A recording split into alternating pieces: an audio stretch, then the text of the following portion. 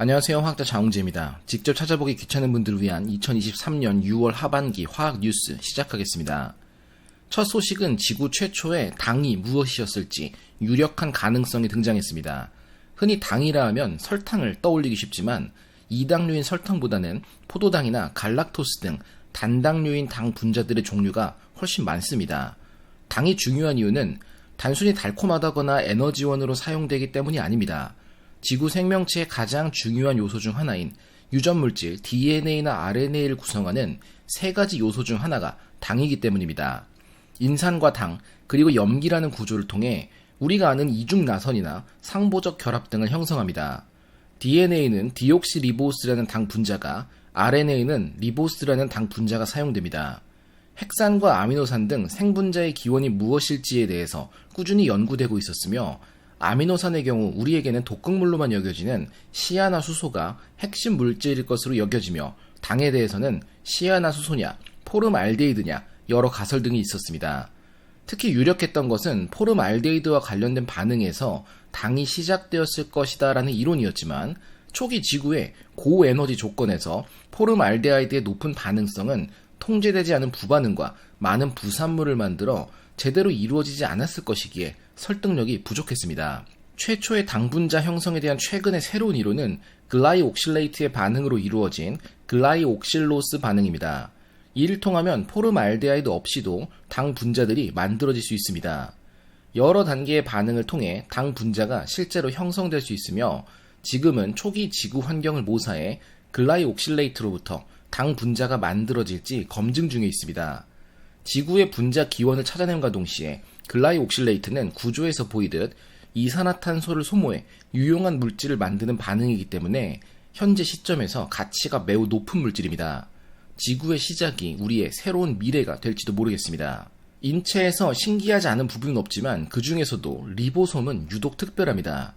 유전자에 기록된 정보를 바탕으로 어마어마한 속도로 아미노산을 연결해 실제로 작동하는 단백질을 만들어내는 모습은 그야말로 자동화된 생체 공장이라 해도 틀린 말이 아닙니다.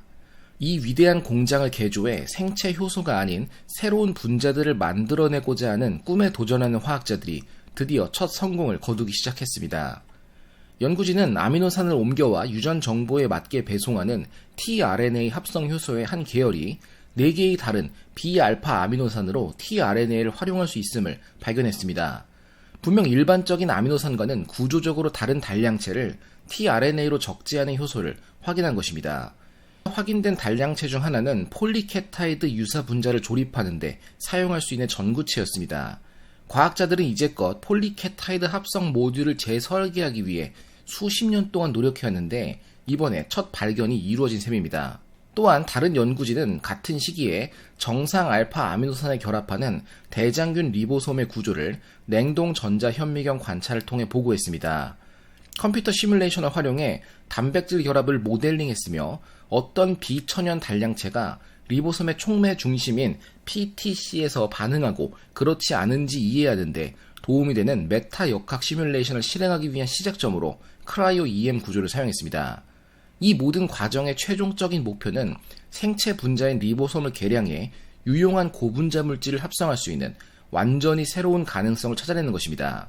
기술의 완성 시점을 예측할 수는 없지만 가장 복잡하고 체계적인 생분자를 가장 독창적인 방식으로 개조하고자 하는 도전은 굉장합니다.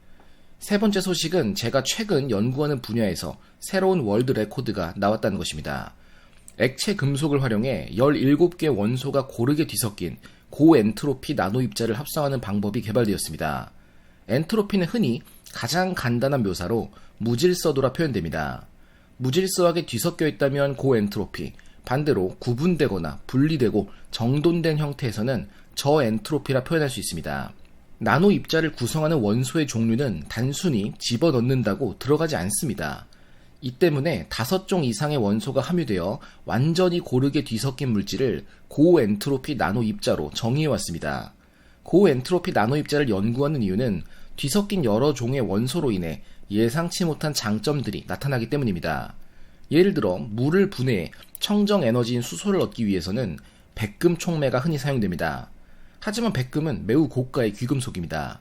만약 백금보다 저렴한 원소들을 뒤섞어 물질을 만들었는데 백금과 유사한 혹은 더 뛰어난 기능을 한다면 그야말로 압도적인 가성비가 만들어집니다. 이와 같은 발견을 위해 화학자들은 계속해서 주기율표소 금속 원소들을 고르게 혼합하는 방법을 찾아오고 있습니다. 이제껏 사용되었던 대표적인 방식들은 유사한 원자 크기나 녹는 점과 같이 호환 가능한 특성을 갖는 원소들을 선택해 비교적 잘 혼합된 물질을 만드는 것이었습니다. 하지만 더욱 다양한 원소를 뒤섞기 위해서는 이러한 한계를 극복해야만 했습니다. 연구진은 액체 금속인 갈륨을 매트릭스로 사용해 혼합할 수 없던 많은 금속을 하나로 융합하는 데 성공했습니다.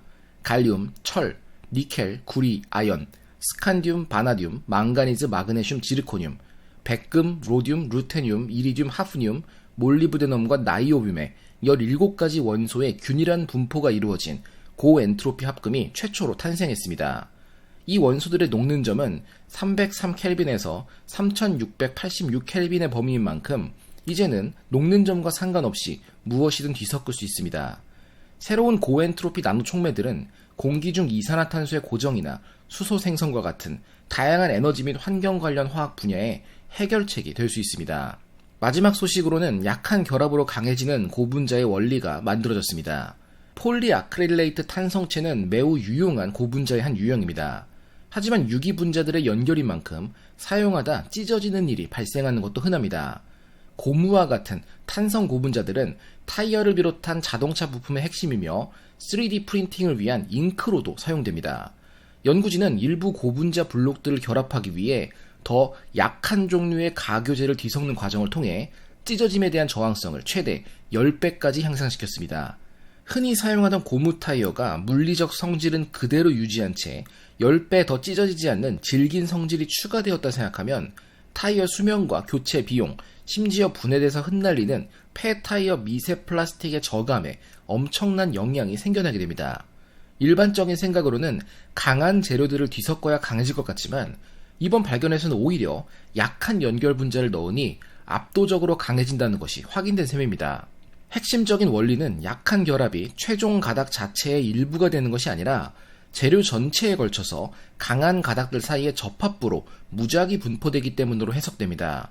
재료가 파단점까지 늘어나게 되면 재료를 통해 전파되는 모든 균열은 더 강한 결합을 피해 약한 결합을 통과하려 합니다. 이것은 균열의 모든 결합의 강도가 동일한 경우보다 오히려 더 많은 결합을 끊어야만 찢어질 수 있다는 것을 의미합니다. 단단하게 묶인 몇 개의 결합보다 수없이 많이 뭉쳐진 약한 결합들이 더욱 뛰어난 응집력을 보여준다고 이해할 수 있습니다. 이 변화된 구성이 가열시 분해에 대한 저항과 같은 재료의 다른 안정성을 변화시키지 않는다는 사실은 이제껏 사용되던 탄성 재료의 찢어짐 저항력만 추가로 10배 강해진 것과 같습니다. 매우 단순해 보이는 연구지만 사이언스지에 이번에 보고된 것은 의미와 부가가치가 엄청나기 때문입니다. 지금까지 2023년 6월 하반기 화학 뉴스였습니다.